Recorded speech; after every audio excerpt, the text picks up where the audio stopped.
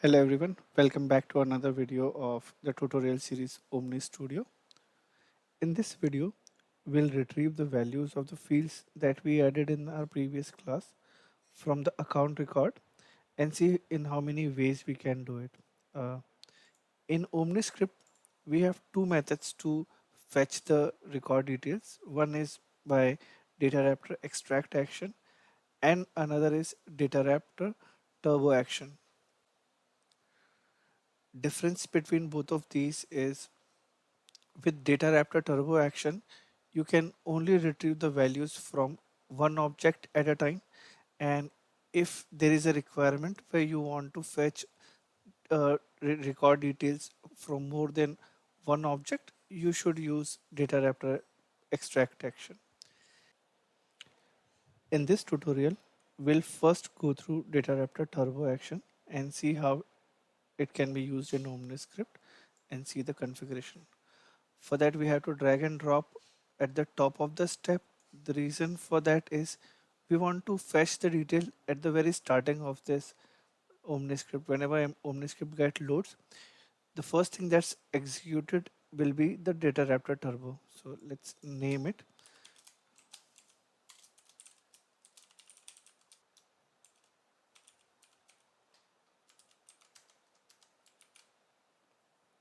Currently, we do not have a Dataraptor created for this. So we just added the element and now we have to create a Dataraptor for the same. So we'll click on create new Dataraptor and let's name it get account, and I'm adding a keyword turbo at the end so that I can distinguish it between Dataraptor extract as well, because we are going to cover the same functionality with Dataraptor extract as well. So get account turbo, I'll hit on OK.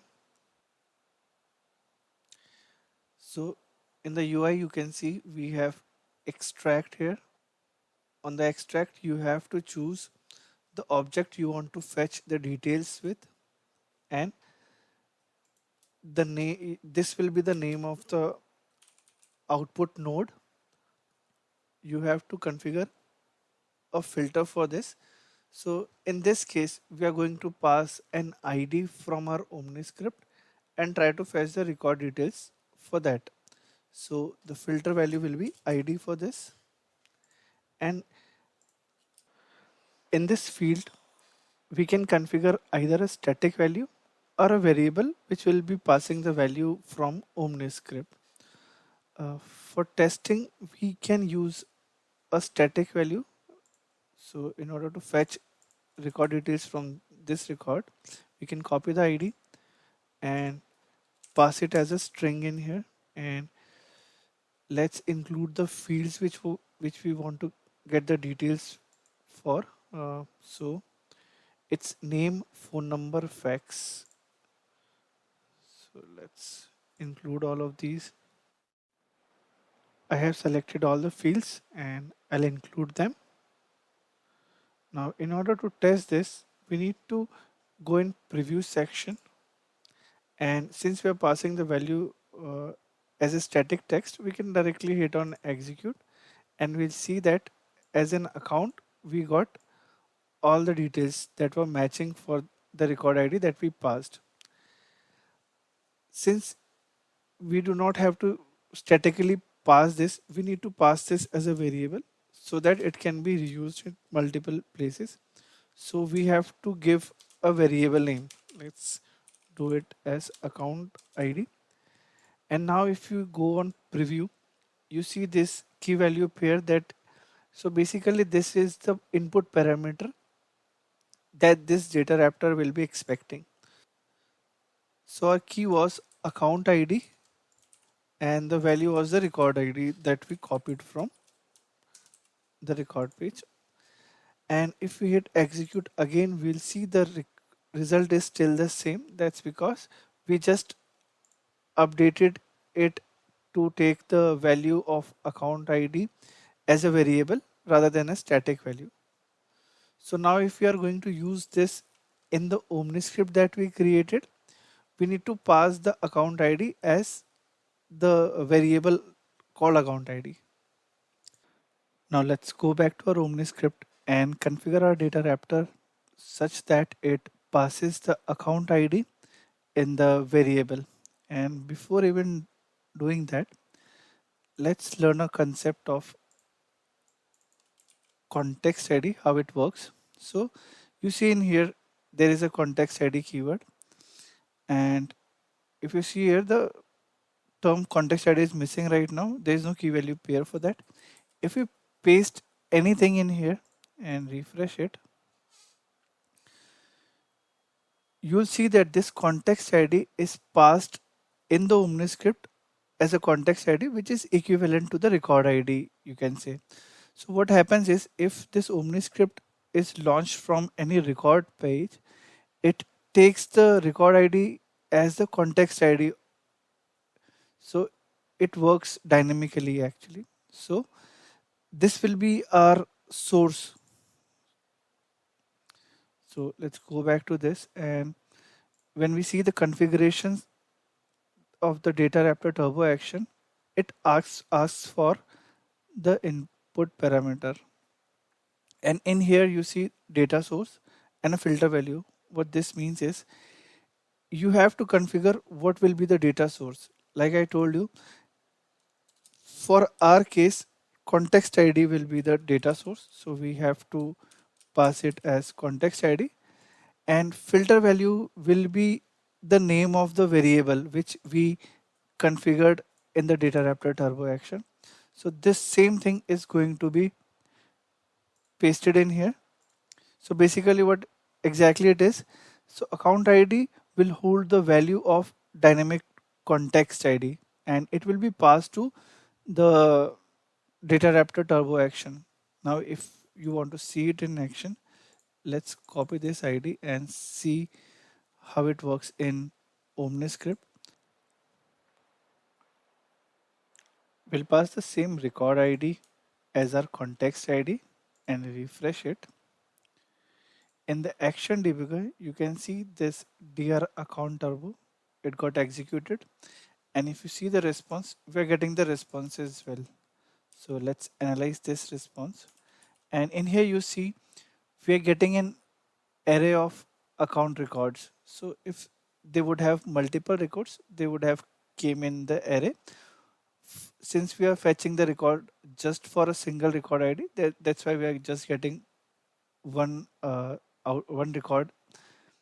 Now the thing is, although you are getting one record, but it is still an array, and in order to prefill these values, we need to specify the path. So although keys are quite same, but I mean, at least for few values they are same, but still it is not prefilling, and the reason for that is it is expecting the direct values. That is, if you see the let me go through these fields so that they appear in here. If we analyze this data JSON and we specifically check the account part, it is just an object. However, we are receiving our output as an array. So we need to filter this out, and we need to modify our response such that it appears to look like this. Then only it will prefill the values. So we'll go back to the configuration again, and in the Dataraptor Turbo Action configuration, we see response transformations. So it has two parts: response path JSON and response JSON node. So in path, we have to specify which node you want to trim. From the response, we can see we are getting the output in account, but we only want output for the of the first node basically from the array. So we'll give a pipe symbol here and write 1. So in OmniScript, this is a way to access the first element of an array, and it starts with 1 only, not 0, unlike arrays at in our programming languages. So it starts from 1. Now we'll fill in the value for response node, and it will be account, because we want to map the response to account step. How it works actually is, so in order to prefill anything, you need to specify this path of the fields. So if we analyze our data JSON, we see first the node account is coming, and in that parent node we have child nodes, that is phone, fax, website, employees, etc. So we need to match this. Therefore, what we are doing here is we are picking the output of the first node of account response which we are getting from the Dataraptor, and we are reassigning it to the key account. Therefore, it will map it. Now, if we'll hit preview, let's check it. You see all of these things got pre-filled now because the key value pairs are matching. Basically, the output got mapped to these fields. However, annual revenue and employee field are not getting pre-filled because the values are different, although we are getting it in response. Let's check it. So revenue and number of employees, we are getting it in response, but since the name of these fields are different from what we are getting as an output from Dataraptor, that's why they didn't got mapped. However, if we named these fields as well, same as the response we are getting, it didn't got updated.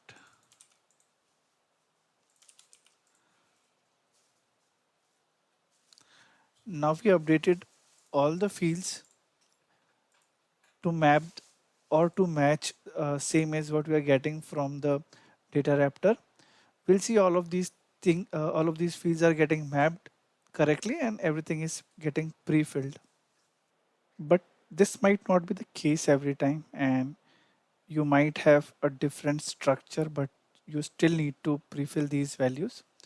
In those cases, Dataraptor Turbo Action cannot be used. Instead of that, we might have to use Dataraptor Extract Action. So this is the limitation of Turbo Action, that one, it can only fetch the data from single object or maybe related objects, but not from the multiple objects. And second limitation is you cannot update the names of these fields or keys, you can say, which you're getting as a response. They are fixed and they are decided by the name of those fields in the object itself without underscore C. So these are the API names if you notice. So this is how you add a Dataraptor Turbo Action in your OmniScript. In our next video, we'll cover Dataraptor Extract Action. So thanks for watching. See you in the next video. Conditions in the video was specifically for this requirement where we wanted to pre-fill this value. However, there are quite a lot of things in Turbo Action. If you see, so in the configuration here, you can see you can fetch the details from related objects as well. And apart from that, there are filters and more functionalities as well. Like if you want to add any AND condition, then you can do it as well. Or condition, you can set limit, offset, order by. So let's say we just want to extract limit for just one. I might have to refresh this. Let's add back the limit. If you just want to retrieve just one record, we can do that, and let's hit execute on the preview. You can see the query as well, which is running in background. For this one, when we updated the limit, it got updated in the query as well. And likewise, if we do other things, that can be reflected as well. So we can delete it, and instead of equals this time, let's do an like. We'll update this variable field with the static text, that is test, because we have multiple test accounts, and we'll update the filter to name as well. So the query will be name like test. Let's try to preview it now, and you see there are multiple records for this, for the the condition that we applied. So, and this time this is of no use. So if we remove it, it doesn't matter if we don't have anything in here and hit execute, it will still give the response.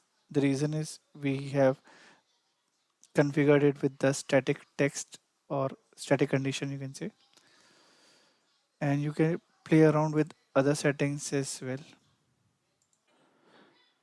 Let's revert back to the original state.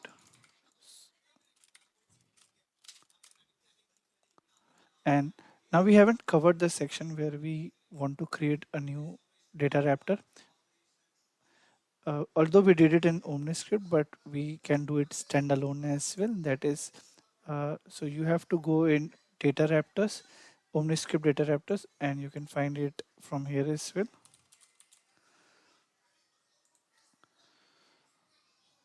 From the launcher, and click on new.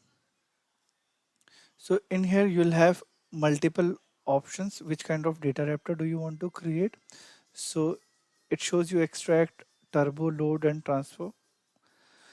We want to create a turbo one, and we can give the name as per our wish and hit on save. We already have it, so I'll not uh, create a new one. It was just to demonstrate that how it can be created standalone.